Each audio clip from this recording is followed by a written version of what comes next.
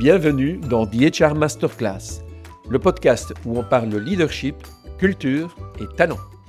Je suis Frédéric Nolf et je tends le micro à des leaders qui ont des choses à dire. On parle d'expérience, de conviction et de comment ils font bouger les lignes. Nous recevons aujourd'hui Christine Tirant, qui est directrice générale des ressources humaines à la RTBF. La RTBF, c'est notre média de service public francophone multimodal. Télévision, radio et digital regroupés sous une seule bannière. C'est une entreprise publique autonome à caractère culturel qui est en pleine transformation digitale et aussi soumise à des mesures d'économie budgétaire. Elle compte 2000 personnes sur son payroll avec de nombreux collaborateurs indépendants et externes qui y participent également. Christine, c'est une figure bien connue dans les RH belges. Elle a acquis sa large expérience dans les secteurs variés des télécoms, de l'hôpital et de l'audiovisuel. Sans qu'elle ne s'y était nécessairement sentie destinée, elle a presque exclusivement œuvré dans le secteur public. Christine, c'est la franchise, l'authenticité, l'humilité, avec une fine connaissance du secteur RH public et une éthique, le tout concentré en une seule personne. Avec Christine, nous parlerons de collectif, de l'importance du contexte dans la gestion des ressources humaines, de la prise de recul, de la gestion par compétences, de déontologie et d'éthique, du service public et de bien d'autres choses encore. Ce podcast est réalisé avec nos partenaires Transearch et Q7 Leader.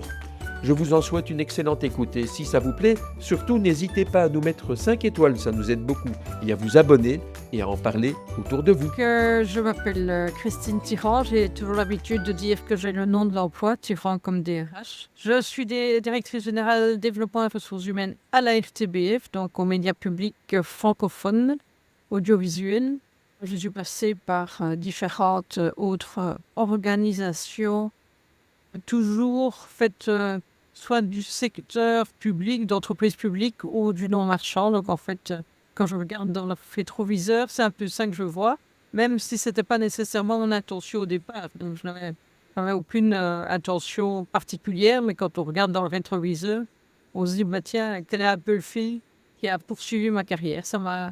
Voilà, mais c'est plus de facto, c'est ça, plutôt qu'une volonté au départ. Quoi. Ça, je veux être très...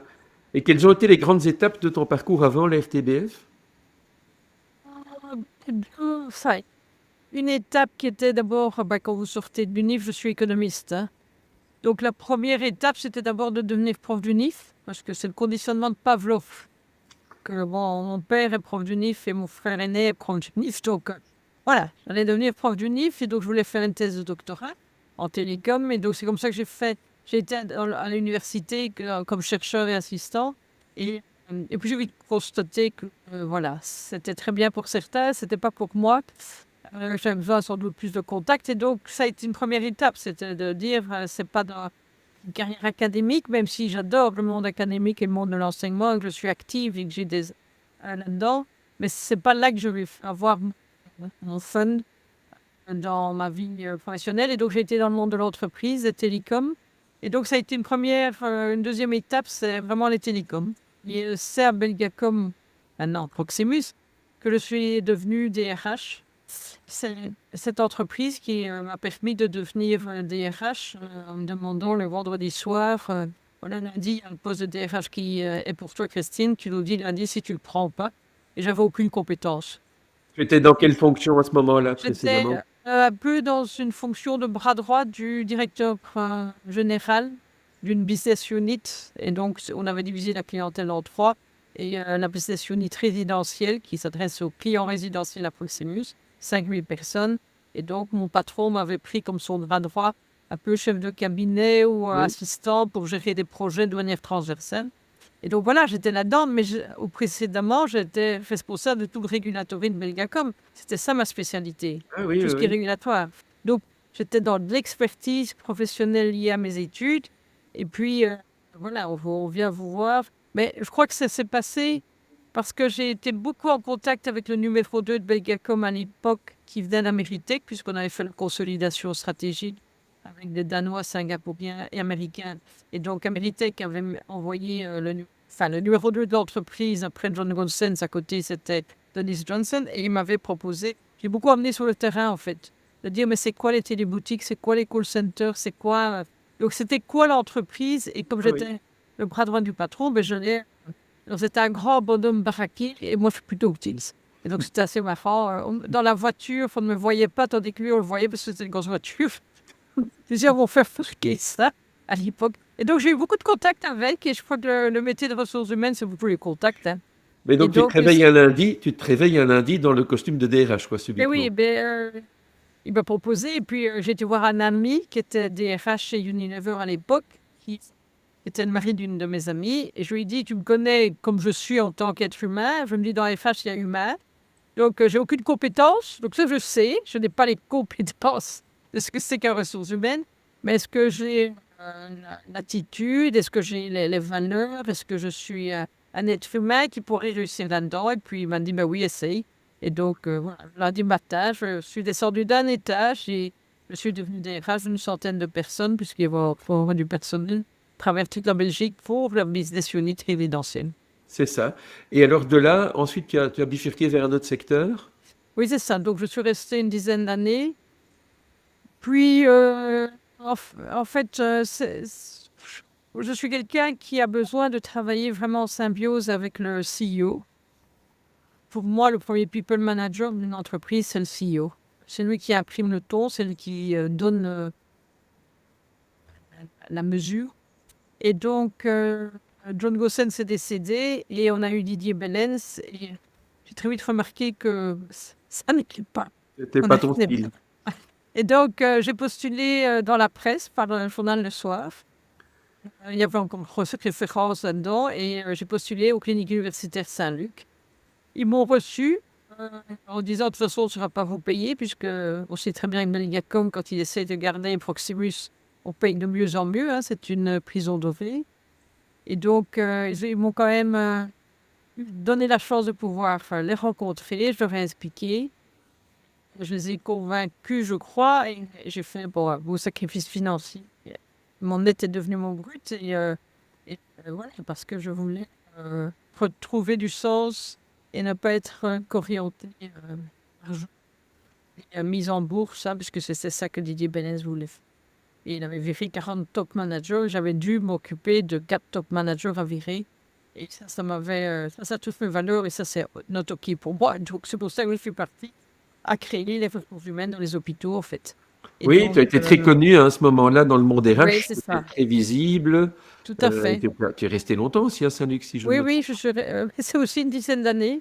Et j'ai Oui, adoré. Et j'ai aussi, comme l'enseignement, chez les hôpitaux, j'ai gardé ça en moi. Et ce soir, je préside le conseil d'administration de William Lennox. Donc, oui, voilà, je prends des rôles parce que je trouve que c'est des secteurs qui sont juste essentiels pour la société.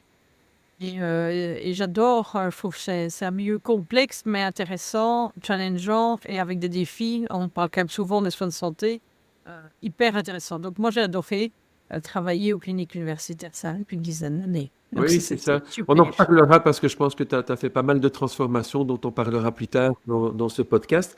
Et puis après, tu es arrivé à l'RTBF, c'est ça? Non, non, après, j'ai Oh. fait un petit détour par le groupe Mesdac. Ah oui, je m'en Et, souviens. Oui. voilà, j'ai rencontré Eric Mesdac, qui est un ancien de Namur, et moi, je suis de Namur aussi, qui avait appris que j'avais quitté, que j'étais en train de quitter San, et qui m'a dit, mais tiens, tu veux pas m'aider, etc. Je trouvais que ça avait beaucoup de sens parce que ils sont implantés dans le Hainaut, et dans différentes régions, ils donnent de l'emploi à des gens qui n'ont peut-être pas la chance de pouvoir accéder à tous les emplois. Et donc, je me disais, si je peux aider, pourquoi pas.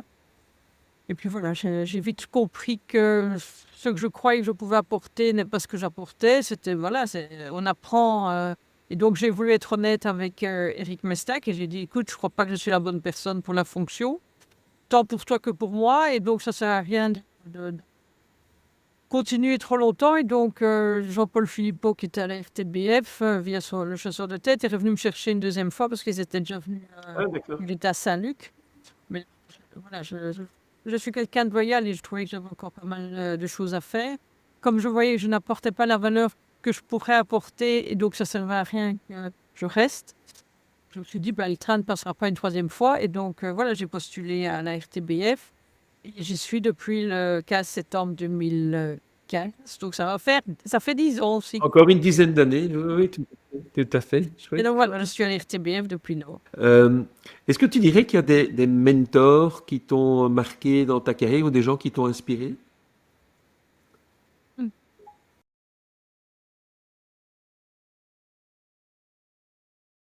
En tout cas, quelqu'un qui m'a marqué et inspiré, c'est le patron d'Améritech, hein, celui qui m'a donné la chance de découvrir le monde RH, parce que je n'y pensais absolument pas. Je n'étais Mhm. pas du tout dans cette orientation, due à ma formation d'économiste, à ma spécialité en régulatoire des télécoms. Et c'est lui qui est venu me chercher et qui m'a dit, voilà, pour moi, toutes les qualités pour être DRH, il était en ancien CHRO de Ameritech, donc il était de cette spécialité-là. Et je trouvais que c'était quelqu'un en fin de carrière, donc, et qui nous donnait beaucoup, enfin, qui voulait m'apprendre beaucoup de choses. Donc voilà, le courant était bien passé. Je trouvais intéressant d'avoir la chance d'avoir une personnalité qui venait d'Amérique, des États-Unis, me donner un savoir et m'apprendre que il faut être agile, que ça change tout le temps et qu'il ne faut pas croire que les choses sont guidées comme ça et gravées dans le marbre, hein, donc ça a été vraiment une personnalité qui m'a appris beaucoup, qui m'a marqué. J'en ai deux autres et chaque fois des hommes, tiens, c'est marrant. J'ai eu Baudouin Meunier, c'est lui qui m'a donné ma chance. Comme et je garde contact avec lui tout au long. Donc voilà, je l'ai eu tout au long de ma carrière. Je trouve que c'est quelqu'un qui m'a, quand tu sors de l'école, de l'UNIF et tout, d'avoir des gens qui, voilà, vous donnent la chance, qui vous donnent la possibilité de rencontrer des gens chouettes, etc. Voilà, c'est quelqu'un qui m'a pris sous son aile protectrice. Et puis j'ai Bernard Delvaux, voilà, avec qui j'ai travaillé, j'ai fait le deuxième plan social de transformation de Belgacom à 30 ans. Voilà, j'ai appris énormément avec lui. C'est quelqu'un d'hyper intelligent, d'hyper engagé. Et voilà, je garde aussi contact avec lui, hein, comme Baudouin Meunier, de Nice. Parce qu'il est retourné aux États-Unis et donc j'ai perdu contact. Mais sinon, les deux autres, c'est devenu des amis. Et voilà, c'est une amitié longue et enrichissante parce que voilà, je m'en... Belgacom, Belgacom a été une vraie école pour pas mal de gens Oui, oui, oui. qui sont Ah oui, dans le business ou dans les RH. Il y a beaucoup de gens qui sont passés et qui ont vécu cette époque que tu décris là chez Belgacom ou ensuite oui, Proximus. c'était l'âge doré. Et d'ailleurs, quand on est entre anciens belgacomiens et qu'on postule dans des entreprises où il y aurait un ancien belgacomien là, les gens prennent contact. Moi, j'ai déjà eu ça. Donc, Oui, oui, même des oui, le gens que j'ai réseau. plus eu contact depuis des années, où j'étais collègue, mais on n'était peut-être pas aussi proche qu'eux. Mais on était de la génération de John Goossens. Et donc, c'est vraiment ça, c'est être la génération de John Goossens. Ça est resté. Les gens, voilà, on s'entraide. On est de la génération de John Goossens. Et donc, il y a vraiment ce sentiment d'appartenance à une période de 2000, allez, c'était à peu près de 94 à 2004. Où, voilà, ça a été une très, très belle période passée avec... et c'est vrai qu'il y avait des... Quand je vois les gens, il y en a un qui est patron de Microsoft, quand je vois la carrière que des collègues ont fait, je me dis, voilà, John a tiré... Alors, je ne dépendais pas directement de John, j'avais un patron FH qui rapportait, mais il s'occupait, c'était son top 200. Et donc, son top 200, c'était son équipe. C'est ça. Il a fait grandir les gens de manière extraordinaire. Maintenant, quand il gueulait, on entendait dans les 27 étages. Hein. Je peux te dire que c'était... Waouh, quand il était fâché. Mais alors, il avait aussi des idées. Je me souviens, on était allé à un outdoor à Ostende, il adore la voile. Il avait fait de la voile, mais il y avait tempête, quoi. Hein. Donc, il y en a plusieurs qui sont tombés dans l'eau et tout. Moi, j'avais des coups bleus partout, je ne savais plus marcher tellement c'était. Hein. Et j'étais à sa table, et puis il me dit, allez, Christine, on va recommencer. Il était 10 heures du soir. Hein. On va faire une course en voilier. J'ai dit, écoute, tu peux me vérifier tout ce que tu veux, je bouffe plus ici, quoi. Et c'était un gars qui, et à un moment, il avait rêvé qu'on descende des tours Belgacom en rappel. Et je dis, ok, ça c'est... Mais donc, il était un peu tête brûlée, mais en même temps un passionné, quoi. Donc, bon, Oui. fallait pouvoir lui dire non, ce qu'il n'aimait pas. Mais c'est un gars qui m'a impressionné aussi. Hein. On allait chez John, mais on était tout petit. Hein. Tu vois, c'est intéressant ce que tu parles. Enfin, j'ai quelqu'un qui dernièrement m'a parlé dans des thèmes similaires de McKinsey, disant il y a une vraie fraternité entre les anciens qui ont travaillé là ensemble. Je pense que c'est des boîtes où on a travaillé dur, mais qu'une forte culture est fondamentalement une orientation vers le Oui. développement des gens. Et donc ça laisse des liens solides hein, entre des personnes. Ah oui, ça c'est clair. Ouais, Non, ouais, chouette. j'ai gardé vraiment des liens. Enfin, on garde la, la génération de John Gossens, en fait. On s'appelle la génération de John Gossens. Oui, Et oui, d'ailleurs, la personne qui a postulé ici, enfin, qui est maintenant le directeur général de tout le pôle média à la RTBF, était un ancien de enfin, il y avait Belgacom et Proximus qui était le mobile, tout ce qui était oui, oui, mobile. c'est vrai au départ, oui. Et donc, Xavier, ben, il était là-bas et j'avais fait sa connaissance dans un des outdoors de John Gossen sur le voilier, puisqu'il était dans mon équipe, dans le même. Et donc, quand Xavier est passé après dans différentes entreprises, dont il a été RTL, puis il a évolué, il est venu me voir à la FTB quand je suis arrivé 1 ou 2 ans après, en disant, ben voilà, je suis intéressé à venir rejoindre la FTB. Mais il est rentré parce qu'il me connaissait de Belgacom. Et donc voilà, et Oui, oui, voilà, oui. il est maintenant DG Média. Il a passé les évaluations, les différentes évaluations, mais donc, c'est vrai, et je ne le connaissais pas plus que ça, mais on était de l'époque de John. Un lien de confiance, de valeurs partagées, d'expériences communes, Voilà. certainement, Et oui. donc, on a une porte d'entrée. Après, ben, la personne doit prouver ce qu'elle vaut, mais on a une porte d'entrée qui permet de dire, ben oui, il y a peut-être une possibilité ou pas du tout, ne perds pas ton temps chez moi, quoi. Oui, c'est vrai, chouette. Alors, bon, c'était quand même très expérimenté, des expériences longues, hein. Tu es resté chaque fois une dizaine d'années dans toutes Oui, les plus loyal. entreprises. Tu es très loyal. Qu'est-ce que ça t'a permis de développer comme conviction? La première, c'est qu'on ne réussit pas seul, qu'on réussit parce qu'on a une équipe.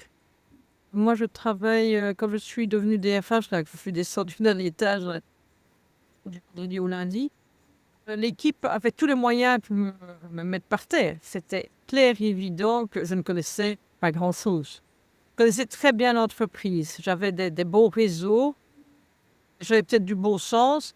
Mais voilà, on pouvait me faire un cocon-genre. Après 2 semaines, je pouvais me louper, mais complètement. Et c'est l'équipe qui m'a fait réussir. Et donc, pour moi, la conviction du travail d'une équipe, c'est juste essentiel. Et chaque fois que je vais dans une nouvelle organisation, j'essaye de garder l'équipe qui était en place. Donc, je ne suis pas quelqu'un qui fait tabula rasa en disant je vais vérifier et je vais reprendre des gens que je connais. J'essaie chaque fois de me remettre dans un nouvel univers et de me dire ben, je recommence à zéro. Ce qui marchait bien dans un univers n'est pas nécessairement ce qui marche bien dans un autre. Et ça, c'est une autre conviction. Et je me rappelle très bien d'une expérience que j'ai eue à Saint, qui d'ailleurs était un échec, entre guillemets, parce que j'y suis pas arrivée. C'est à Belgacom, j'ai donc responsable du deuxième plan social au niveau FH. Il y avait Bernard Delvaux qui était le patron du projet qui travaillait, qui rapportait à John Gossens. Et Bernard a dit, je veux que Christine s'occupe de toute la partie FH, sur mon FH. Je travaillais avec Christine. Et puis, il y avait 2, 3 personnes qui étaient des chefs de projet, dont Jean-Marc Verbist, qui est là, les Rivermères. Et donc, on était une petite équipe. Là, ben, on a reconverti. Et donc, des gens sont partis. On a fait des reconversions de, je ne sais plus, est-ce que c'était 2000, 3000 personnes, quoi. Hein. Donc, Oui, c'était j'arrive à majeur. Saint-Luc.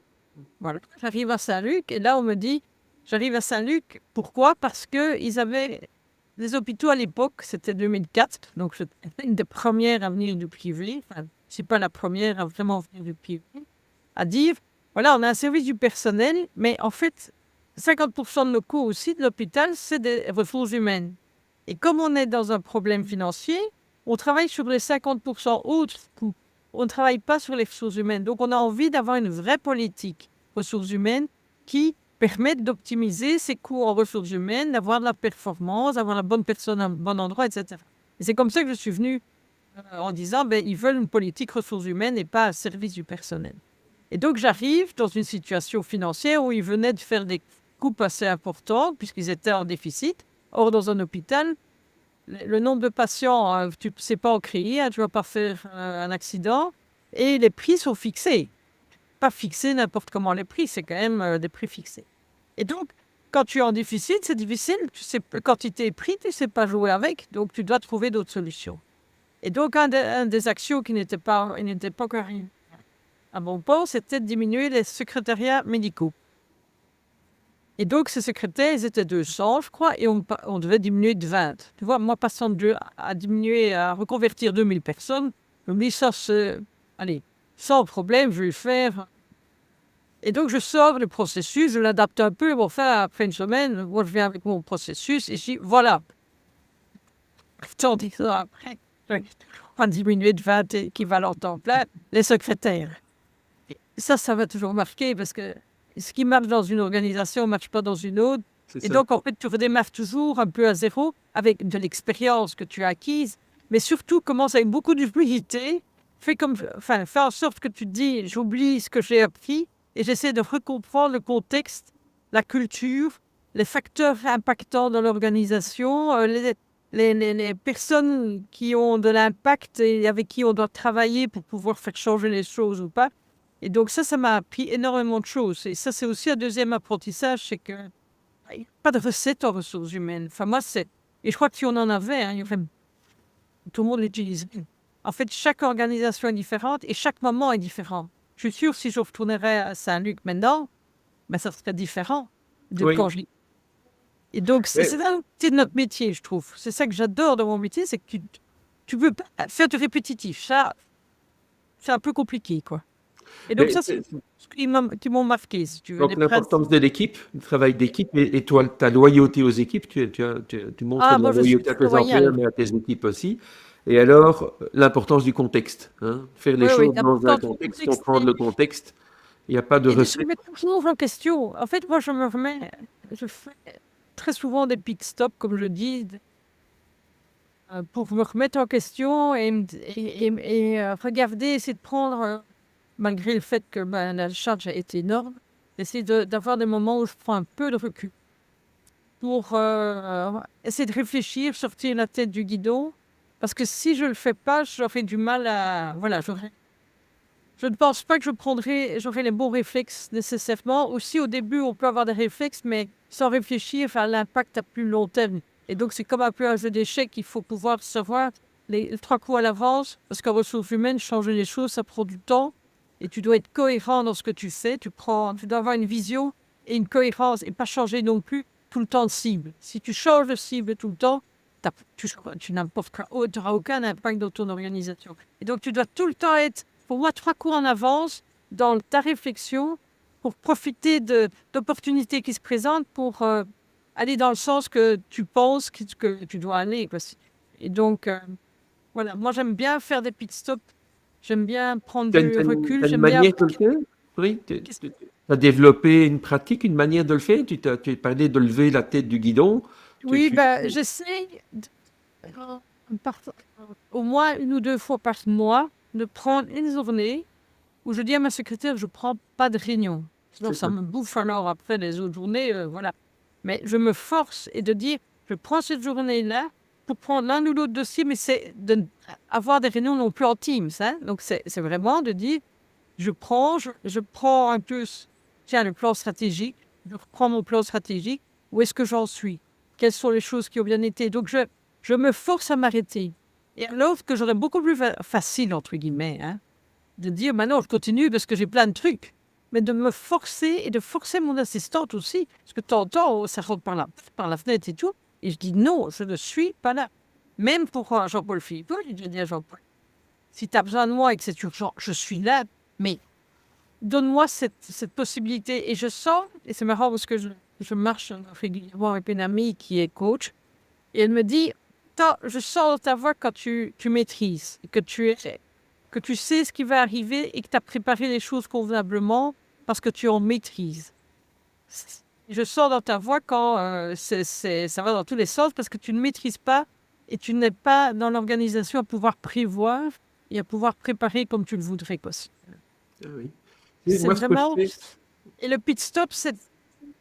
je ne me trouve plus le nom du formateur qui était un ancien hockeyeur qui nous a expliqué le principe du pit stop. Et j'utilise beaucoup maintenant à FTBF et les gens en parlent maintenant, le pit stop. oui, oui, On d'accord. s'arrête. Oui. Il faut absolument s'arrêter. Et moi, je valorise énormément cet arrêt que j'essaye de faire pour reprendre un peu l'air. En fait, c'est avoir une bouffée d'oxygène, quoi. Sans Oui, être en vacances ou autre, hein. C'est être au boulot, mais prendre ce temps-là pour avoir une vue d'hélicoptère. Reprendre. moi ça m'arrive souvent hors travail, c'est-à-dire si je me balade ou si je fais un tour à vélo ou que je jardine. Ouais. Alors je me dis, tiens, si je prenais un regard méta, c'est-à-dire j'essaye d'observer la situation dont je fais partie en disant, qu'est-ce qui se passe? C'est quoi finalement qui se passe et à quoi il faut faire attention? C'est une manière de prendre le recul, c'est se poser la question Ouais. comme si on n'était pas soi-même dans la situation, comme si on était observateur extérieur.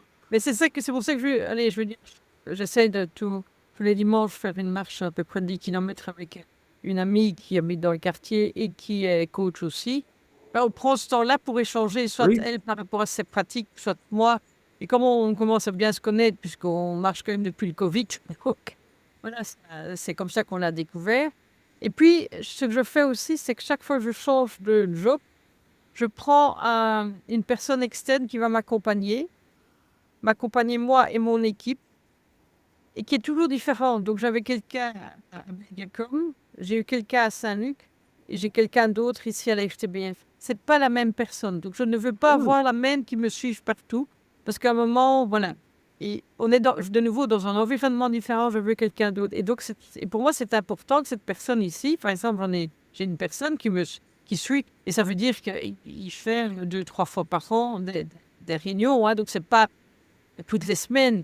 Mais je sais que je peux lui parler un moment et lui dire, écoute, là, moi, ça va pas. Et comme il connaît bien mon équipe, il joue aussi à un moment en disant, écoute, Christine, là, je sens que ça ne va pas parce que il vient dans le bâtiment, il vient vérifier un petit tour. oui, oui. Et il me donne des retours en disant, tiens, j'entends ça. Et puis, il est fort actif aussi en info, au techno, donc il est dans différents départements. Il a été choisi par d'autres collègues. Et donc, ça me permet d'avoir une température et une remise en question. Je crois qu'on doit beaucoup apprendre à être humble. Moi, un DFH, hein, s'il est humble, il sera rarement à côté du coup et de ce qu'il faut faire. Parce qu'il ne va pas venir avec ses convictions, il va essayer de faire attention à tout ce qu'il entend, tout ce qu'il voit, pour essayer d'arriver avec une solution, ou en tout cas aider par rapport à une situation. L'humilité à un DRH qui n'est pas humble et qui veut être en première ligne, ou en une front, il n'est pas le directeur des ventes, hein. Si l'entreprise fonctionne bien, ben, ça sera tes collègues qui seront félicités. Et puis toi, derrière, tu dois te dire, moi, c'est que j'ai fait du bon boulot parce qu'il n'aurait pas atteint le résultat s'il n'avait pas les ressources humaines qu'il faut pour atteindre le résultat. Mais moi, ça me fait rien, moi j'adore. Mais Oui. quelqu'un qui a besoin de reconnaissance à être devant la scène, pour moi, il ne va pas être dans les... Ah, je sais pas. Un DRH se retrouve fort mis en avant quand ça ne va pas. Ouais. Voilà, quand ça va pas, Là, on va tout là, de suite. oui.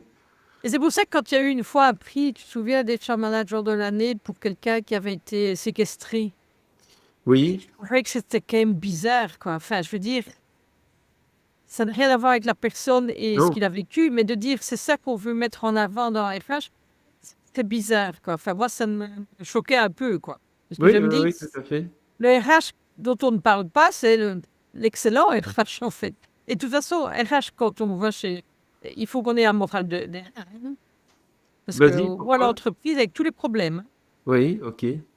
Alors j'aime bien ton idée d'humilité, parce que faire venir quelqu'un, un externe qui va te donner un regard sur ce qui se passe chez toi, c'est une fameuse ouverture d'esprit que de se laisser, j'imagine, pas que dire ce qui va bien, enfin Ah non, non, non. entendre dire J'attends. des choses, on n'a pas toujours envie d'entendre. Donc c'est une fameuse démarche d'humilité, effectivement. Oui, oui, c'est vrai. Mais ça permet d'être de nouveau dans la proactivité parce qu'avant que le problème n'éclate, je suis déjà au courant qu'il y a peut-être des choses que je ne vois pas ou que je Oui, ne veux pas voir, hein. oui, oui, Voilà. oui, Ou des choses que j'ai faites. De nouveau, l'humilité veut aussi dire je suis humaine, hein, donc il y a plein de choses que je ne fais pas. Donc, il y et a c'est, plein de trucs que je dois faire pas bien, ou en tout cas, je dois faire différemment, ou que j'ai blessé quelqu'un sans m'en rendre compte, ou que. Voilà. Parce que quand tu es dans le stress ou dans la pression, bah, moi, je sais que je suis orientée résultat, hein, donc je veux réussir pour l'organisation. Bah, moi, j'ai besoin de réussir, mais c'est pour l'organisation que je veux réussir. Et donc, de temps en temps, je peux faire des choses qui ne sont pas OK. Et Et si quelqu'un ne me le dit pas, mais je ne le fais pas. Et donc, avoir l'humilité de pouvoir dire, écoute, là, j'ai pas été top, ou j'ai fait une sortie de route qui n'était pas OK, ou je me suis énervé, qui c'était pas bon. Mais c'est de pouvoir le dire. Et je suis d'abord, j'ai encore dit lundi dans une conciliation judiciaire très difficile, je dis, avant d'être DRH, je suis un être humain, hein, je suis Christine. Hein. Et ça, il faut ça. Je trouve que c'est aussi de l'humilité, ça, pour moi. Oui, tout à fait. Et cette personne dont tu parles, c'est donc qui te porte un regard Oui. externe, c'est un coach ou c'est un formateur? Quelle est sa spécificité? Il est certainement coach, mais il fait beaucoup de choses. Donc, c'est plutôt quelqu'un qui rentre dans les entreprises par le côté business et Oui. du côté CEO. En fait, il rentre vraiment par le côté RH. Je ne sais pas si tu connais, c'est Marc Renard, Dean Mawson. Non. Et donc, c'est quelqu'un qui rarement rentre par les RH, qui est plutôt, il accompagne plutôt des comités de direction, des CEO dans leur travail. C'est Et ça. puis alors, il est en contact par les ORH par ce biais-là. Ah oui, c'est ça. Donc, Mais rarement à mon niveau. Et en fait, quand je suis arrivée ici à l'FTBF, j'ai dit, écoutez, voilà, j'aimerais bien être accompagnée et que mon équipe, et voilà ce que je recherche. Et donc, ils m'ont proposé 3 personnes et j'ai rencontré 3 personnes et j'ai dit, bah, c'est avec Marc que je veux travailler parce que j'ai l'impression que le courant passe bien. Et qui manger ses mots, c'est-à-dire qu'il va bien le dire ou il va dire. Et il va me dire, Christine, c'est pas OK. Ça va pas. Voilà comment. Tu vois, c'est. une Et personne de en faisant, hein. confiance, ça nous rappelle que dans ce type de relation, c'est important d'avoir un contrat qui ne doit pas nécessairement être écrit, mais Tout voilà, à que fait. tu aies donné l'autorisation de te challenger. Hein. Tout à fait. Vous Ah avez oui, mis oui, en ça c'est place clair. un mode de fonctionnement qu'on appelle un contrat, c'est indispensable quand on accompagne Oui, chaque des... année, on se voit pour dire mais quels sont les défis de l'année prochaine, de quoi, etc. Et donc, il n'est pas omniprésent. Hein, enfin, je veux dire, si je le vois une fois par mois, c'est beaucoup. Ou peut-être que je vois dans les couloirs, je ne le vois pas tous les mois non plus. Mais au moins, je sais que j'ai cette ressource. Et quand j'ai des moments de travail d'équipe, eh ben, il nous accompagne parce que. Et alors, comment je fais? Je mets mes collaborateurs pour les développer en disant, mais tiens, ici on va avoir une journée d'équipe, je demande à un tel de mon équipe de s'occuper de la journée. Donc je Oui, lâche prise, c'est pas moi qui décide. Alors au début j'avais besoin de contrôler un peu parce que je suis un peu... hein, mais après j'ai lâché complètement prise. Et comme ça, mon collaborateur ou ma collaboratrice est en contact avec Marc et se développe. Parce que je demande à Marc, profites-en, pour lui faire passer des messages, pour l'aider à se développer par rapport à sa posture, par rapport à son équipe et tout. Et moi, je ne suis pas au courant et je n'ai pas besoin d'être au courant. Donc, c'est un peu un cadeau, si tu veux, que je donne. oui, très chouette. Et alors, la personne organise la journée, a un contact avec moi en disant, mais tiens, voilà, j'ai tout sous contrôle. Puis je dis, c'est très bien. Et donc, tu vois, tu développes tes équipes comme ça aussi, quoi. Ah oui, très chouette. Est-ce que dans le monde des RH, il y a des tendances, il y a des idées? Est-ce qu'il y a des tendances ou des idées avec lesquelles tu dis non, là, moi, je suis pas d'accord. Ça, c'est pas une chose à laquelle j'adhère. Bon, ce que je n'adhère pas, c'est quand ça a été tout ce qui était le happiness. Oui, Et pourquoi? tu te rappelles, suite à mon quand j'ai été HR manager de l'année, j'ai dû présider un colloque avec Jean-Paul Erhardt, c'était à Venise, sur le happiness. Euh, Et je me souviens que je n'ai fait venir que des gens du business. Donc j'ai fait venir Baudouin Meunier et Bernard Delvaux qui sont venus à ce Oui, congrès, ah mais oui. aussi d'autres, Laurent Ledoux qui est venu parler. Enfin, donc vraiment, tous des gens vraiment du business. Parce que je trouvais que, voilà, parler d'happiness pour les RH, je voulais d'abord que le business dise qu'est-ce que ça leur. Quand on parle d'happiness, est-ce que it makes sense of no, quoi. Enfin, RH est là pour le business, n'est pas là pour créer sa propre. Donc, moi dire que j'étais vraiment. Et quand Jean-Paul m'a dit c'est ça le thème, j'ai dit écoute, ça, tu trouves vraiment la personne qui est à l'aise, quoi. Et finalement, on a sorti quelque chose qui a fait sens sans faire du bashing contre l'happiness, parce que il y en a ceux qui peuvent y croire, très bien. Mais moi, je ne pouvais pas avoir le DRH qui allait montrer que c'était comme ça que ça devait être géré. Donc ça, Oui. je n'y crois absolument pas. Donc ça, c'est au niveau philosophie. Qu'est-ce qui Tu te vois, les dérange? autres Qu'est-ce qui te dérange? libertés, Oui. ça dépend très fort d'une entreprise à l'autre. Moi, je ne me vois pas dans une entreprise libérée, dans une entreprise publique ou dans un hôpital. Et de nouveau, tu vois, je trouve c'est des recettes Alors, oui, on doit donner plus d'autonomie. Je sais qu'on a fait le mode plus participatif à la FTBF, mais, et de nouveau, c'est avec Marco. Et j'ai dit, mais attends, là, ça ne va pas du tout. Tout le monde prend comme s'il était le patron de tout. Et puis j'ai dit, mais non, avec Marco, on se dit, mais c'est participatif cadré. Ils doivent cadrer quelque chose. Et je prends mon auto, je cadre.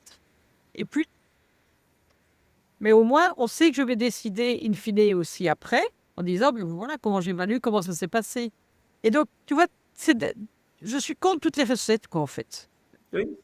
Je crois qu'on doit être vraiment beaucoup plus critique. Et alors, un point auquel je crois beaucoup, et je sors maintenant d'une présentation, parce que j'ai demandé à Annelise Van Griffin de Deloitte de me présenter leur Human Capital en 2025, leur étude, comme ils font toutes les années de Deloitte. Et moi, je ne crois plus vraiment aux descriptions de fonction, tu vois. Je crois beaucoup plus, et donc, ici à la FTBF, je sais, alors qu'on est une entreprise publique, donc les syndicats ne sont pas très heureux avec ça. Mais moi, je crois beaucoup plus à dire, on a des fiches emploi avec les principales responsabilités et surtout les compétences. Pour faire tel métier, quelles sont les différentes compétences dont j'ai besoin pour que j'ai une mobilité plus importante. Et donc, je suis vraiment en train de travailler sur chaque personne, quelles sont les compétences qu'elles ont, quel métier ils exercent. Et une des missions que Jean-Paul m'a demandé de réaliser dans mon deuxième mandat, c'est ouvrir des portes qui sont fermées. C'est-à-dire que les gens ont une vision de leur carrière, ou une vision de ce qui est possible ou pas. Et Jean-Paul dit, c'est très réducteur. Comment tu peux aider chaque collaborateur, chaque collaboratrice à trouver un chemin qui lui sera propre, mais où il trouvera son chemin. Et pas des autoroutes qui sont toutes guidées, où on dit tu fais d'abord ça, puis ça, puis ça. Moi, j'y crois plus non plus, parce qu'il y a tellement d'impact et de changements dans notre environnement professionnel, dans notre environnement en Belgique et dans notre environnement international, que je crois beaucoup plus à ce qu'on essaye d'aider la personne à trouver le chemin qui lui convient, et donc de trouver des outils que l'on peut mettre en avant et travailler sur les compétences des gens, sur les compétences dont on a besoin, et donc de dire le trajet qu'il y a pour tel et tel métier que tu n'imagines peut-être pas. Je trouve qu'on a un rôle très très important, tu vois. Et donc, je ne suis pas dans les descriptions de fonctions parce que je trouve que c'est trop limitatif. Chaque fois que tu bouges, tu dois faire tout notre mandat RH à faire fonctionner. On n'est plus en état de pouvoir. On doit agir plus vite. Donc, pour moi, j'ai des techniciens radio-TV, par exemple. Et puis, ils vont faire du son, de l'image et d'autres choses. C'est compliqué, hein. Donc, c'est pas... oui, super, tirant, ça marche super. Mais cette polycompétence, on le met en place à la FTB. Des syndicats disent oui, mais alors il faut payer plus. Je dis non. J'assure l'employabilité des gens, j'assure leur avenir professionnel. Je ne peux pas payer plus.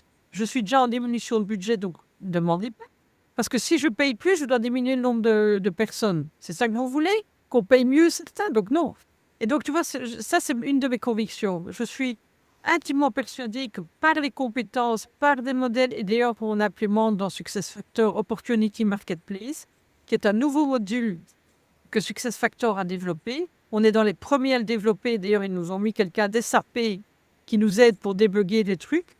Et mon collaborateur qui s'occupe de cet outil a été hier au SAP Connect et m'a dit SAP est occupé à investir sur tout ce qui concerne les compétences dans leur modèle. Et donc, de plus en plus, ça a l'air d'être le point d'entrée sur la gestion aux ressources humaines, pas par des fiches de poste ou des choses comme ça, si tu veux. Oui. Voilà, ça c'est une conviction que j'ai depuis quelques années, sur lesquelles je travaille dans mes équipes, qu'on va sans doute implémenter maintenant dans l'outil SuccessFactors, qui développe l'Opportunity Marketplace, qui est une plateforme pour le travailleur qui sait quelles sont les compétences que j'ai dans les emplois, quelles sont les compétences qui sont dispo. Si je veux aller dans tel emploi, quel est le trajet de formation que je peux faire, donc avec le LMS, et donc de vraiment le mettre acteur de sa carrière. Et ça, moi, c'est mon triumvirat, c'est chacun est acteur de sa carrière, de son développement et de son bien-être. Et moi, j'ai une obligation de mettre les moyens qui soient acteurs de leur carrière, de leur développement. De moyens plus que de résultats. Oui. Voilà. Moi, je promets que ce que je suis sûr en RH, ça c'est aussi un principe. Je ne promettrai jamais si je ne suis pas sûre parce que j'ai trop vu de promesses qui ont fait des dégâts, mais majeurs. Moi, je crois que l'être humain, et je n'ai jamais vu quelqu'un qui m'en voulait si je disais non, je ne sais pas. Oui, il était pas OK pour lui, mais je lui dis, je suis honnête avec toi, je ne peux pas. Ou je vais faire le maximum, mais je ne promets pas. Et donc, et ça marche, hein, et ça marche de dire des choses. Jean-Paul me dit que je suis cash. Oui, sans doute. Mais je crois que le pire, c'est de promettre et de ne pas le réaliser. Et je trouve qu'RH, et ça c'est de la déontologie, ne peut pas promettre s'il ne sait pas s'il peut assurer ce qu'il a promis. Oui. Ça, je trouve, c'est carte rouge pour moi. Je te rejoins complètement sur tout ce que tu dis par rapport aux compétences, alors d'autant plus que des jobs, une carrière c'est long, Ah et oui, les choses changent tellement qu'aujourd'hui, si on se projette sur des job descriptions et des jobs pour une carrière, il y a des jobs qui n'existeront plus et il y a des jobs qui n'existent pas encore. Et donc des compétences, ce sont les briques qui vont permettre de construire des fonctions. Il y a aussi des compétences qui vont disparaître. oui, Et d'ailleurs, Reggie Degen, donc, qui est le oui, oui. fondateur du People Model Canvas et de Q7 Leader et qui enseigne à l'école de commerce Solvay à l'ULB, Oui. dit toujours, on se trompe quand on dit que les gens sont les assets, les actifs les plus importants des entreprises. C'est pas vrai. La preuve, c'est quand ça va mal, on en licencie, Oui. on ne se sépare pas de ses assets. Ou quand une société licencie, la bourse augmente sa valeur. Donc si on se sépare d'assets, la valeur n'augmente pas. C'est un non-sens économique. Ce sont les compétences qui sont les Tout à assets les fait. plus importants. Et donc ça, Oui, c'est vraiment ce qu'on doit retenir. On doit tous, et on est tous responsables, effectivement, d'avoir des compétences et de pouvoir comprendre celles qui, à un moment, deviendront moins utiles et comment on les remplace par des compétences plus c'est utiles. ça. Et la Et dans- résultante de ça, c'est un job. Tout à fait. Et c'est ça. Et à un moment, tu fais tel métier, tel job, et puis à un moment donné, tu feras un autre job. Parce que voilà, ça évolue, les technologies évoluent, tes compétences, tes appétences évoluent, etc. Et ça, moi, j'y crois, mais à 200%. Et c'est compliqué parce que ça rassure. Les gens ont toujours été habitués à avoir sa description de fonction, cette tâche, etc. Et en même temps, moi, ça fait quelques années que je suis dans ce sens-là. Il a fallu d'abord que je convainque l'équipe, RH. Et maintenant, ils sont dans le truc, mais à fond, quoi. Oui. Et ça, c'est chouette. Et je trouve que Jean-Paul est derrière aussi, tu vois. Et de nouveau, je parle de Jean-Paul parce que si t'as pas ton CEO qui est derrière toi, c'est lourd, quoi. Oui, oui, bien sûr. Dis, alors, tu as parlé de la déontologie. Je voudrais un peu parler de ça avec toi. On a déjà eu l'occasion d'en discuter à deux. Euh, Qu'est-ce que tu as à dire sur la déontologie du métier RH?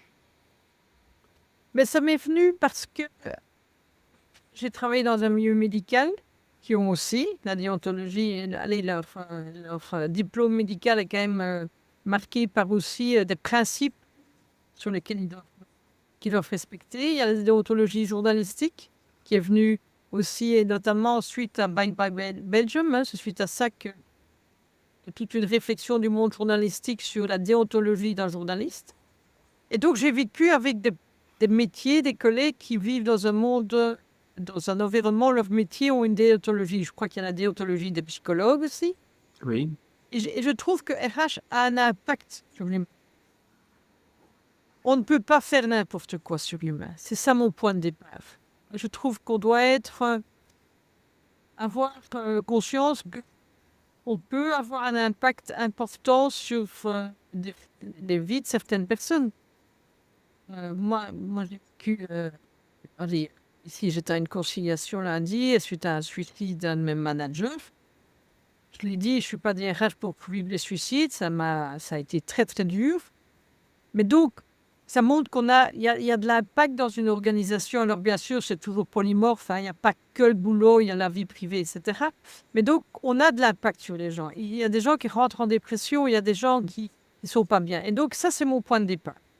Sur ce point de départ, c'est de se dire, quel est un cadre sur lequel je peux m'appuyer pour pouvoir dire non, je ne le fais pas comme ça. Il y a ce que je constate maintenant, et je le vois plutôt dans les entreprises publiques quand je discute avec certains de mes collègues, c'est qu'il y a de temps en temps, on pourrait nous forcer certains à faire des choses qui ne sont pas légales ou pas réglementaires par rapport à leur organisation. Si j'avais un code de déontologie, je pourrais, moi, qui suis en difficulté parce que mon actionnaire, qui est le cabinet, le ministre de ceci, m'oblige à faire ça. Et moi, je peux dire, mais non, j'ai un code de déontologie et je dois respecter le cadre réglementaire. Vous ne pouvez pas m'obliger. Quand j'ai certaines personnes, l'état dans lequel elles étaient, certains collègues, je me dis, c'est pas OK. C'est pas OK. Ces personnes me parlaient et j'ai dit, mais non, tu dois. Parce que toi, tu ne le fais pas, parce que c'est toi qui payeras les pots cassés après, si ça se sait. On dira, ben, c'est toi qui as signé le contrat ou fait telle démarche. Ce ne sera plus la personne qui est à l'extérieur et qui t'a obligé à faire le boulot, quoi. Donc, Oui, puis le poids moral. Le poids voilà, moral le de point porter moral. quelque chose. Donc, on doit éviter de devoir faire des choses pour lesquelles on n'est pas OK, parce que pas réglementaire, pas éthique, pas équitable, etc. Il y a aussi une problématique de confidentialité. De temps en temps, on pourrait être forcé, on pourrait être obligé, certaines personnes, et je vois que certaines personnes sont forcées, à devoir communiquer des choses qu'ils ne peuvent pas communiquer. Parce que le travailleur ou la personne a dit, ça reste entre nous. Un secret Et puis professionnel. tu as un CEO qui dit, écoute, je sais, j'ai vu, parce que j'ai vu la personne. Moi, ça m'est déjà arrivé, c'est lui qui j'ai rien dit du tout. Une personne qui est venue me voir, et sa chef de service était juste dans le couloir RH, mais ils ne se sont pas vus. Puis le chef de service est venu me voir, m'a dit, bon, j'ai vu qu'une telle est venue te voir, maintenant je veux savoir quoi.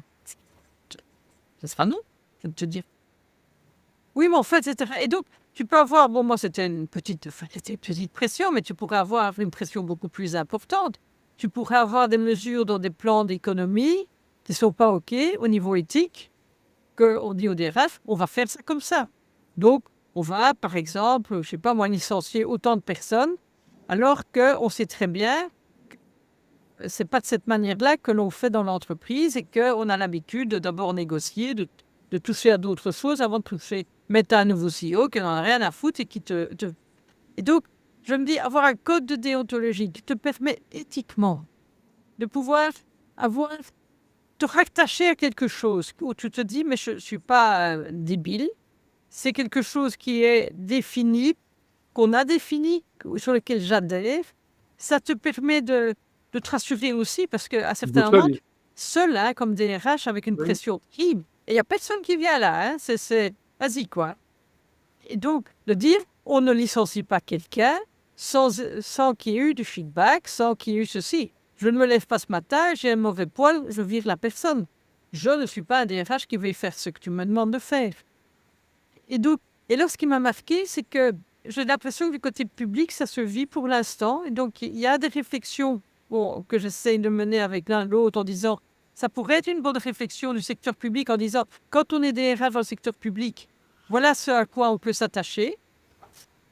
Parce que je sens que du côté privé, surtout si on a des actionnaires étrangers, notre entreprise appartient à des actionnaires étrangers, c'est pas toujours facile à pouvoir se dire j'ai un code éthique et que mon actionnaire va nécessairement tenir compte de mon code éthique parce que je suis la petite Belgique par rapport à toutes les entités européennes. Parce que j'entendais certains qui me disaient, moi ce qui m'embête dans mon métier, c'est que je suis une simple courroie de transmission et on n'écoute pas mes réalités. Alors, et donc j'ai du mal par rapport à ce qu'on me demande de faire ici en Belgique parce que c'est pas la culture. Enfin, par exemple, l'indexation, on me dit, écoute, OK, il y a eu 4% d'indexation, tu diminues de 4% ton personnel. Mais non, c'est pas comme ça que ça marche. Je peux pas faire ça. Ah ben si, on s'en fout. C'est notre truc. Et donc, tu vois, de pouvoir dire, écoutez, au niveau de notre code, notre déontologie, il y a un effet en Belgique. On peut peut-être trouver d'autres moyens que simplement dire, on augmente les coûts, on diminue le nombre de personnes, quantité fois prix. Mais je sens que c'est plus compliqué parce que quand j'étais dans un groupe de discussion, je sentais qu'il y avait beaucoup d'idées, mais après doser, voilà, c'est... Oui, tu sais, À notre point, tu négocies avec les syndicats un accord. Et puis tu as ton patron qui dit, écoutez, moi cet accord, j'en ai rien à foutre, je veux cette exception-là. Non, on doit... Et c'est dur parce qu'on est tout le temps soumis à des demandes d'exception. Le nombre de fois que j'ai des gens qui viennent en me disant, oui, mais moi c'est différent. Je dis, moi, tant que j'ai pas de critères objectifs, c'est pas différent. Je ne ferai pas. Mais de nouveau, ça peut être dans un code de déontologie. Tu vois, tu as des accords, tu respectes tes accords. Ça ne m'obligera pas de faire une exception parce que c'est le CEO qui a demandé que je lui fasse une exception pour lui. Je prends le CEO pour montrer le poids Le leadership, oui. voilà. Tu Et sais, donc, moi, c'est j'avais quelqu'un de mon équipe qui un jour m'avait confié que c'était une HR business partner et que dans un département, le responsable du département s'invitait systématiquement aux exit interviews quand quelqu'un démissionnait. Et donc, la personne était invitée par sa HRBP pour faire un entretien avant son départ, pour prendre ouais. son feedback, et la responsable du département l'accompagnait. Je disais, mais enfin, tu peux pas accepter. Il dit, ben, j'ose pas refuser. Il dit, j'ouvre la porte de la salle de réunion et puis il débarque à deux. Et donc moi, j'ose pas parce que c'est quelqu'un qui est très assertif, c'est quelqu'un qui a Oui, beaucoup de responsabilités, donc je ne me sens pas oui. autorisé de lui dire non, tu n'assistes Non, pas non, à tout la à fait. réunion parce que je sais que ça va me valoir des ennuis. Et donc là, effectivement, dans un code de déontologie, ce sont des choses qui peuvent apparaître et qui ne doivent plus faire l'objet de discussions au cas le cas. Donc c'est à la fois une boussole et une protection. Voilà, c'est ça. J'aime bien ton mot. Boussole et protection. J'adore Oui, ces deux qualificatifs. Et je me dis, pourquoi est-ce que dans certains métiers qui ont de l'impact sur l'humain, alors que nous, en tant que DRH, si on est, enfin, je trouve qu'on a un impact. Moi, c'est quelque chose qui est toujours dans mes décisions. Et quand il y a une décision difficile à prendre par rapport à une personne, moi, j'ai toujours des craintes par rapport à ce qu'elle va prendre comme décision. Quand j'ai dû licencier les 4 directeurs à Megacom, oui, ben, je sais que moi, j'ai pas eu ça parce que voilà, j'ai eu des personnes qui sont restées avec moi quand je l'ai licencié et que je les ramenais à la sortie, hein, parce que tu te licencies et tu vas tout de suite dehors. Enfin, c'était vraiment inhumain. Et ben, il y en a deux de mes collègues qui perdaient dans les tours, Megacom, ne trouvaient plus la personne qui devait vérifier. Enfin, elle avait disparu. Mais je peux te dire qu'il y en a certains qui ont trouillé en se disant, mais j'espère qu'il faut parler. bien sûr, oui. Et donc, c'est pour ça que, enfin, moi, c'est toutes ces expériences-là que, allez, je sais que Laurent Tascal est très derrière, Christophe Logoducci aussi. Et donc, j'essaie d'avoir, je pense, cette réflexion maintenant au niveau des collègues du secteur public parce que je vois qu'il y a quand même des choses qui se passent qui ne sont pas faciles pour aucun d'eux. C'est clair. Et donc, il y a peut-être une plus grande écoute de dire, mais tiens, c'est quoi être DRH dans ce secteur public? Et c'est quoi notre code de fonctionnement? Parce que voilà, il ne faut pas avoir les méthodes du privé dans le public, même si le manager privé serait plus compétent que le manager public. Madame Galland. Mais bon, voilà, je crois il y a quelque chose. Et donc, on va voir si ça aboutit. Mais c'est quelque chose qui me tient à cœur, en fait. Oui. Mais je ne parviens pas à démaffer. Dans une association d'idées, c'est aussi très étonnant de voir que ce métier qui touche très fort à l'humain et donc qui met la personne qui en est le responsable quand même, on est touché quand même de situations qu'on vit, etc., qui n'est pas une forme de supervision, contrairement à d'autres professions qui sont soumises parfois à des difficultés avec des humains, etc. Par exemple, les psychologues. Oui. Un psychologue se fait superviser, c'est-à-dire Et qu'il oui. va lui-même chez un superviseur qui est lui-même psychologue pour traiter des choses qui peuvent devenir difficiles pour lui ou des échecs Tout ou à fait. des aides qu'il n'a pas pu apporter. Et c'est vrai que les DRH ne se font pas superviser Non. avec une particularité, c'est qu'on est un peu seul dans l'entreprise parce qu'en plus on a un rôle un peu différent des autres membres des comités de direction. On est dépositaire de certaines informations, de certains secrets réels ou supposés. Oui. Et donc, on a parfois du mal à aller trouver en confiance un collègue pour dire quelque chose, surtout si ça concerne parfois l'organisation de la direction de l'entreprise. Et donc, la notion de superviseur en RH, pour moi, pourrait s'ajouter à ce code de déontologie. Oui. Inviter les Non, mais gens à c'est se vrai. Non, mais superviser. tu as de bonnes idées. Oui, Et c'est vrai. Et moi, je dis toujours, dans une entreprise, c'est vrai qu'on est tout le temps en contact avec l'humain, on s'entend mieux avec certains que d'autres, mais j'évite de créer des amitiés parce que je ne sais jamais ce qu'on va me demander, ce que je vais devoir faire à un moment donné. Et si oui, à un moment tu dois prendre une décision et te séparer de quelqu'un qui en plus est devenu un ami, tu perds deux choses, hein. oui, oui, tout à fait. Oui, oui, oui. Et en même temps, et c'est pour ça que moi j'ai toujours fait attention. Alors, je m'entends bien avec pas mal de gens, mais c'est quand je pars de l'organisation que je garde contact avec l'un l'autre, qui sont peut-être pas des gens auxquels j'aurais pensé, hein, nécessairement, mais j'évite d'être trop copain-copain, tu vois.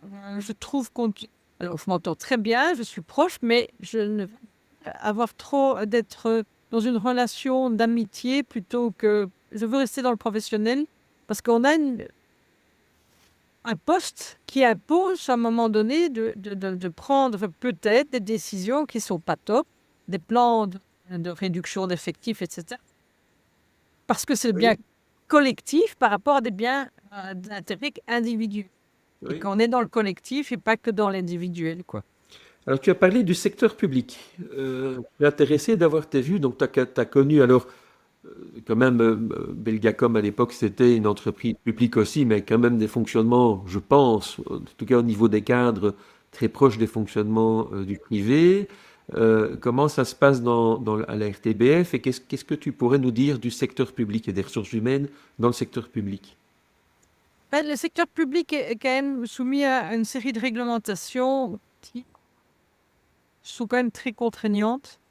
Alors, je mets dans le secteur public aussi le secteur non marchand, comme les hôpitaux, où, comme on a de l'argent public, il est logique qu'on demande des reportings, des analyses, ce qui est logique. Enfin, je veux dire, voilà, c'est de l'argent public. Et donc, cette lourdeur administrative rebutait un certain nombre de personnes. Je connais des gens qui sont venus rejoindre des entreprises publiques et qui ne sont pas restés parce que cette lourdeur administrative, elle est là et tu ne peux pas faire fi parce que c'est le principe du secteur public. Par exemple, dans une sélection, tu ne peux pas dire tiens, moi j'ouvre le job et je vérifie qu'une personne parce que les 10 autres, je n'ai pas envie de les voir. S'ils rentrent dans les conditions, tu dois voir les 8 autres. Non, tu dis, ouais, mais c'est de la perte de temps, etc. Non, c'est dans le principe d'équité et de justice, de traitement équitable pour Une loi chacun. administrative, pratiquement, oui. Voilà. Le principe de loi Et donc, administrative. ça peut être vraiment quelque chose. Pour moi, c'est un des facteurs qui peut rebuter ou qui peut faire partir des gens parce que c'est. Voilà. Deux, c'est qu'il n'y a pas que l'aspect financier qui joue, loin s'en faut. Il y a toutes les missions de service public. Je suis à la RTBF pour les missions de service public. Et encore hier, quand Jean-Paul a réuni une quarantaine de top managers, il disait on a besoin d'un média public fort encore plus maintenant qu'avant. Pourquoi? Parce qu'avec ce qui se passe en international, il est clair qu'il faut avoir de l'info vérifiée. Quand tu parles avec les généraux, enfin en Belgique, c'était en finlandais et en allemand, Jean-Paul avait parlé avec ces généraux-là, donc responsables des armées dans leurs différents pays. Il dit, ces 3 personnes, Jean-Paul nous l'a dit, ils demandent qu'on ait une information vérifiée, correcte, qui soit diffusée sur nos réseaux pour éviter toute manipulation comme ça se passe en Russie, où on invente toute l'histoire autrement, pour ne pas aller dans d'autres pays. Aussi, veiller à avoir un média qui assure la collectivité, qui permet d'avoir des moments légers encore, qui permet encore d'avoir un peu de divertissement quand il y a une pression, il y a une atmosphère lourde, et donc qui crée une cohésion d'appartenance à un pays. Et donc, cette mission de service public, c'est vraiment, quand je vois la RTBF, on ne regarde pas que les audiences. On fait Musique 3, par exemple, c'est une audience très limitée, mais on le fait parce qu'on a une mission de service public, de toucher tous les publics. Et dans les secteurs publics, c'est important. Et donc, quand on est drivé par d'autres valeurs, et c'est sans jugement, mais qui ne sont pas nécessairement... Donc, moi, c'est pas l'argent. J'ai toujours vécu dans des organisations où c'est des ASBL, comme le SALUC, tu remets l'argent dans l'entreprise. Il n'y a pas des gros dividendes de ceci, de cela. Et donc, c'est aussi quelque chose qu'il faut comprendre et adhérer. Si tu n'adhères pas aux valeurs que l'on a ici à la FTBF ou que l'on a dans une entreprise publique comme Belgacom, à l'époque aussi, c'est compliqué parce que c'est très prégnant et c'est ça qui fait que les gens restent à la FTB. Moi, je n'ai pas un turnover démesuré au niveau techno, alors que je ne paye pas des gros salaires. Enfin, je paye des beaux salaires, mais tu en gagnes mieux dans le privé comme indépendant. Mais je crois qu'ils sont intéressés par rapport à la mission de ce qu'on fait et par rapport aux médias. Et c'est ça qui fait la balance, si tu veux. Et ceux qui veulent gagner beaucoup d'argent, ce n'est pas chez moi. Donc, il y a un moment où on dit que les gens cherchent beaucoup de sens. C'est intéressant de rappeler le sens de la mission du service public. Et en même temps, tu dis, ça vient se contrebalancer avec une lourdeur peut-être liée au fait qu'on a à rendre compte de ça, qu'à un moment, on peut perdre ce sens au milieu Tout d'une à forme fait. de bureaucratie qui s'installe. Oui, oui, il y a une bureaucratie. Et donc, Oui, l'idée, c'est de se dire comment est-ce que je peux alléger la bureaucratie par de la digitalisation, par de la simplification. Mais ça, là, tu ne peux pas lancer, dire, ben, je vais travailler avec Frédéric Nolf pour un budget de 30 000 euros comme ça. Non, je dois faire un marché. oui, oui. Et voilà. Et donc, je ne peux pas faire n'importe quoi. Mais en même temps, moi, j'ai besoin d'une organisation, et je m'en rends compte maintenant, hein, quand j'avais trop de temps, mon ami, je ne l'avais pas en tête, qui a un impact sur une société. Dans une société, une entreprise publique, tu as le siège de décision en Belgique. Et moi, j'ai besoin d'être proche du siège de décision parce que j'ai besoin d'avoir un impact aussi, ou en tout cas, croire en avoir un impact. Mais en tout cas, de pouvoir et de ne pas avoir un siège de décision qui se trouve de l'autre côté de l'océan et où j'ai rien à dire, où je dois implémenter. Ça aussi, c'est le secteur public ou le secteur non marchand. Le pouvoir de décision est ici en Belgique. Tout On à peut fait. aimer ou pas à un moment certain, ça c'est autre chose. Mais ça, c'est le secteur public. Et moi, je trouve que ça, c'est quelque chose qui est aussi pour moi qui m'attire. En fait, ça m'a attiré, en fait. Mais je le sais maintenant, je ne sais pas si tu peux le dire, quand j'avais mes 30 ans. Hein. Est-ce C'est que tu 27 peux ans après. parler, est-ce que tu peux parler de l'aspect politique, la présence de politique dans les conseils d'administration, etc. C'est une autre spécificité du secteur public. Jusqu'il y a. Donc, dans notre conseil d'administration, on a. Le conseil d'administration est composé de personnes qui ont des chaises liées à un parti politique. Je n'ai pas indépendant. Je n'ai pas. Alors, je trouve que jusqu'il y a il y avait ça, mais je trouvais qu'il y avait quand même moins. Quand j'allais au CA, je trouvais que ça. Voilà, on me faisait passer quand même des décisions relativement professionnellement, ou en tout cas, je ne sentais pas autant. Alors, moi, dans ma pratique, j'ai jamais eu d'intervention politique. Hein, donc, que je sois à Belgacom ou ici, j'ai jamais eu d'intervention en me disant tu dois prendre telle personne. Je n'ai jamais connu ça. Ok. Et ça sera non passera. Donc, moi, ça sera miette. Donc, je ne ferai Oui, pas. avec toi, à mon avis, ils peuvent essayer fort. Hein, oui. Mais j'ai jamais eu ça. Donc, ça, je veux vraiment le dire. Il n'y a pas eu des gens. Et dire, je posais la question à Jean-Paul, est-ce qu'il y a eu des gens qui sont déjà été mis par une demande d'un parti politique? Il dit non, non. Et même lui, depuis 2002, il n'y l'a pas eu. Oui. Je dis maintenant, puisqu'il y a vraiment un changement de pouvoir avec les maires et les engagés par rapport au PS, hein, c'est un peu ça. Hein.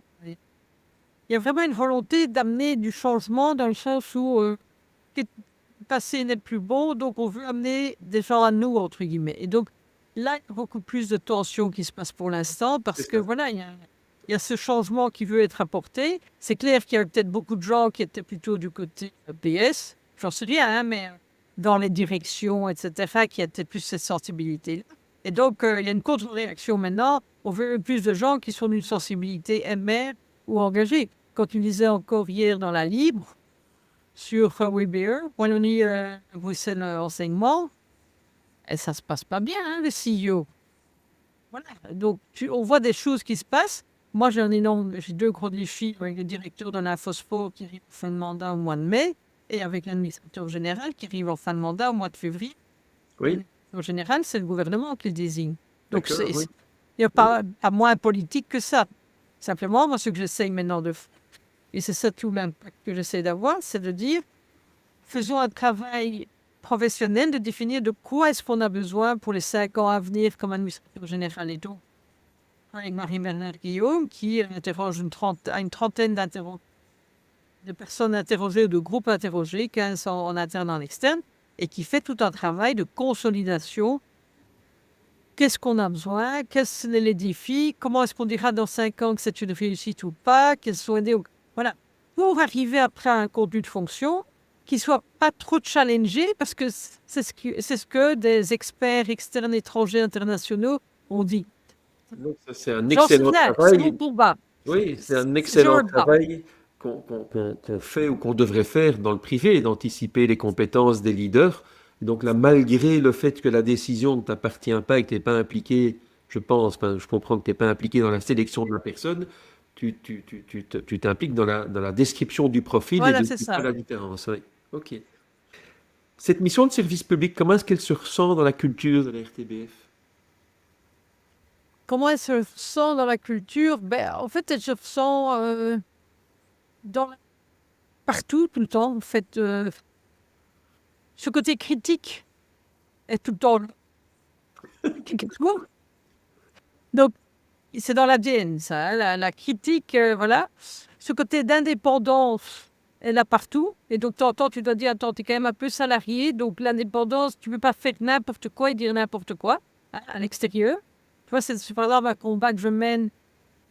Hier, j'avais la Société des journalistes, qui est un peu le conseil médical dans un Oui. hôpital, Société des journalistes. Et je leur disais, moi, ce qui ne me va pas, c'est que quand il y a un conflit humain ou quand il y a un problème humain, il y en a de ceux qui en parlent dans la presse écrite. Et alors ça fait les choux. Vraiment super plaisir à la presse écrite. Et donc, et je dis, on résout aucun problème en l'exportant à l'extérieur. Je dis, je sais que vous êtes indépendant, je sais que vous avez l'esprit critique. Mais tu vois, c'est cette culture de non, on n'est pas d'accord, donc on est fin dehors, on se battra, etc. Donc, il y a une énorme indépendance, une énorme, enfin, je trouve, et une énorme, donc, de l'autonomie. Les gens vont se battre, seront engagés, mais vraiment engagés par rapport à des thèmes. Enfin, voilà, Ok. c'est Oui. des sujets, et notamment tout ce qui est de l'information vérifiée. Voilà, on dit que voilà, il est important qu'on ait de plus en plus de l'information vérifiée. Ben, ça se sent maintenant dans l'organisation. Et on peut avoir des passes d'armes en interne en disant non, là, tu n'as pas fait un bon boulot, c'est pas de l'information. Et il y a eu un problème pour la carte Oui. PMR. J'y Ils ont fait pensais, oui. il y en a de ceux qui ont même sorti le fait qu'ils n'étaient pas d'accord, que trouvaient que c'était pas bien, que l'article avait fait, il y avait eu des erreurs. Mais tu vas partout dans d'autres médias, ils ont fait autant d'erreurs. Mais chez nous, ils ne pouvaient pas l'admettre, et donc ils l'ont sorti. Et donc on a attaqué la RTBF. Et que la RTBF là-dessus. Donc c'est pas qu'on n'a pas fait d'erreurs, mais il y a eu partout. Enfin, tu Une regardes attente à sur la RTBF. qualité, une attente à ce que la qualité de Alors la l'information soit là. qualité, ça c'est aussi Oui. quelque chose. Chouette. Pour la question de qualité, on ne va pas diminuer, etc. Mais je dis, mais l'auditeur, le téléspectateur, il ne voit pas qu'il n'y a pas cette caméra, ceci, cela, avec d'autres champs. Lui, il est content comme ça. Ah non, non, non, il faut qu'on fasse un boulot au mieux qu'on puisse faire, quoi. Et donc, ça transpire de partout, en fait. Et franchement, moi, je me souviens toujours, quand j'ai postulé, quand j'étais aux cliniques universitaires Saint-Luc, j'ai failli être engagée au Chirac en même temps. J'ai pas hésité, parce qu'il y avait une notion de recherche, d'enseignement, qu'au Chirac, il y avait dans le conseil d'administration tous les médecins pour avoir l'argent, quoi. Oui, ok. Enfin, je gagnais mieux ma vie au Chirac que Saint-Luc, hein, donc de nouveau. Donc la Mais noblesse du service public. oui, la Oui. noblesse, et là maintenant je sens comme on est fort attaqué. On se reprend en famille, quoi. Je dis, mais qu'on arrête de se taper dessus. On se fait taper dessus à l'extérieur, donc essayons de voir comment on peut jouer ce rôle. Et quand tu dis que notre rôle par rapport à cette guerre hybride qui arrive est super important pour notre société, ça donne de l'énergie à tout le monde. Hein. C'est Ah, alors, comme le Covid, ça a donné de l'énergie à tout le monde. Le nombre de gens qui, chez nous, ont pris un risque majeur d'attraper le Covid parce qu'ils ont été sur le terrain. Et donc, mais ils y vont, quoi. Ils y vont. on Et parle donc, ils bien n'ont du pas... quatrième pouvoir. Hein. On parle bien du quatrième pouvoir. Oui, oui, tout à fait. Et Pas donc, pouvoir de l'État, oui. Oui. moi, je suis passionnée. Je ne serais pas allée à RTL, même si je ne connais pas, mais je sens tellement, moi, ce que je vis à la RTB par rapport au sens de ce qu'on fait. Et moi, le matin, je me bats pour ça. Oui, chouette. C'est magnifique, c'est vraiment une belle vision. On va tout doucement aller vers la clôture de ce podcast. J'aimerais encore avoir ton opinion sur le futur. Est-ce qu'il y a des tendances que tu vois venir qui te passionnent ou qui, au contraire, vont plutôt t'inquiéter? Mais j'espère que les tendances qui se passent dans la société, qui sont tout ce qui est fake news et mensonges, ne vont pas trop arriver dans le monde de l'entreprise. Parce que pour moi, si le mensonge devient banal et accepté, Moi, je ne sais pas comment on peut construire des relations de confiance au sein d'une organisation. Et donc, ça me fait peur. Tu vois, je- quand j'avais des négociations avec les syndicats, et à un moment, je dis, mais vous me racontez des carabistouilles, quoi. Ah oui, mais ça, c'est à vous à trouver, hein. Mais non, je suis pas OK, tu vois. Je trouve qu'on peut ne pas être du même avis, mais mentir, manipuler, inventer des choses, moi, ça me fait très peur. Parce que, Oui. voilà, la société s'invite dans l'entreprise. Tu vois, de pouvoir dire, il y a quand même un socle de valeurs sur lesquelles on ne transige pas. Que j'ai l'impression qu'il y a de plus en plus, ce socle est de plus en plus petit. Et ça me fait très, très peur. Parce que je trouve que dans l'entreprise, on doit être... enfin, on est une mini-société, quoi. Et donc, voilà, s'il y a... C'est un côté... Parce que si je peux plus croire ce qu'on me dit, comment est-ce que je peux encore gérer? La bonne foi. Si on manipule les chiffres, comment est-ce que je peux encore décider? Tu vois, je suis...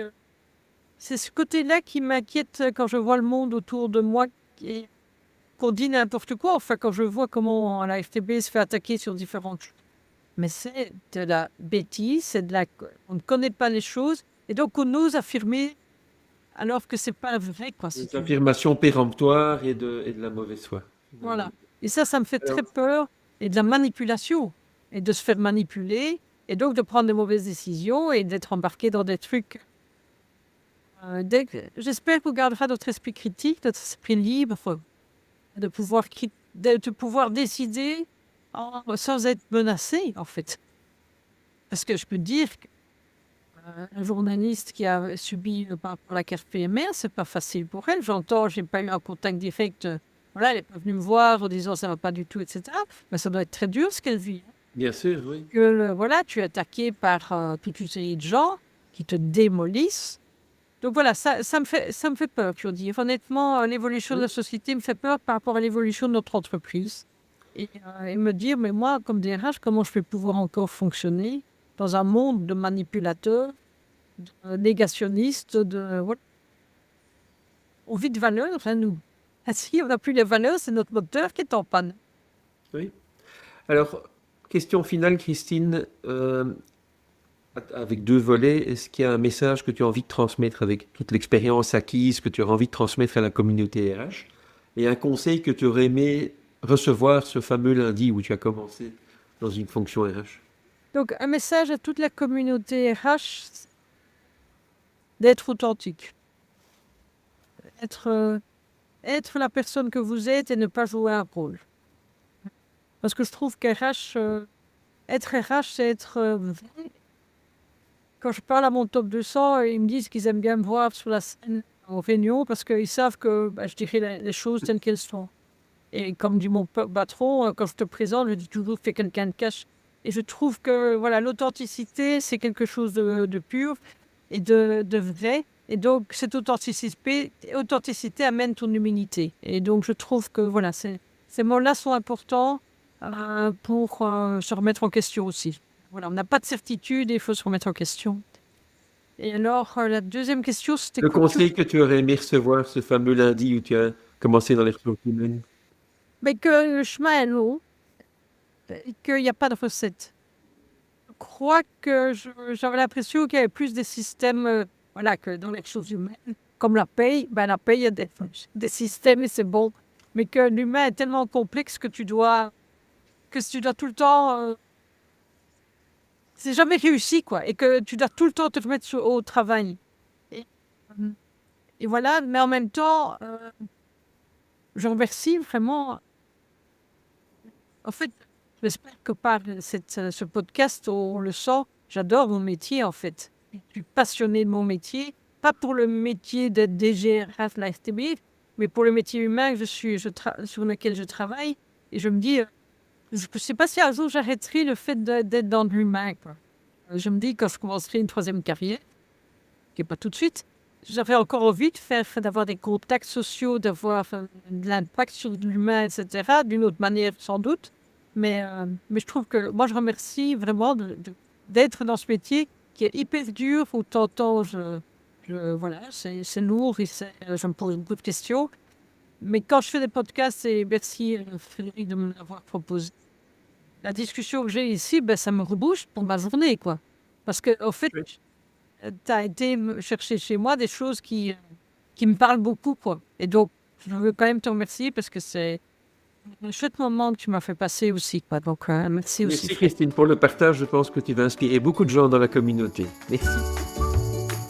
C'était The HR Masterclass, le podcast où on parle leadership, culture et talent. Ce podcast est réalisé avec nos partenaires TrendSearch et Q7 Leader. J'espère que cet épisode vous a inspiré. Si ça vous a plu, n'hésitez pas à mettre 5 étoiles dans votre programme de podcast, à vous abonner et à en parler autour de vous. À bientôt pour un prochain épisode.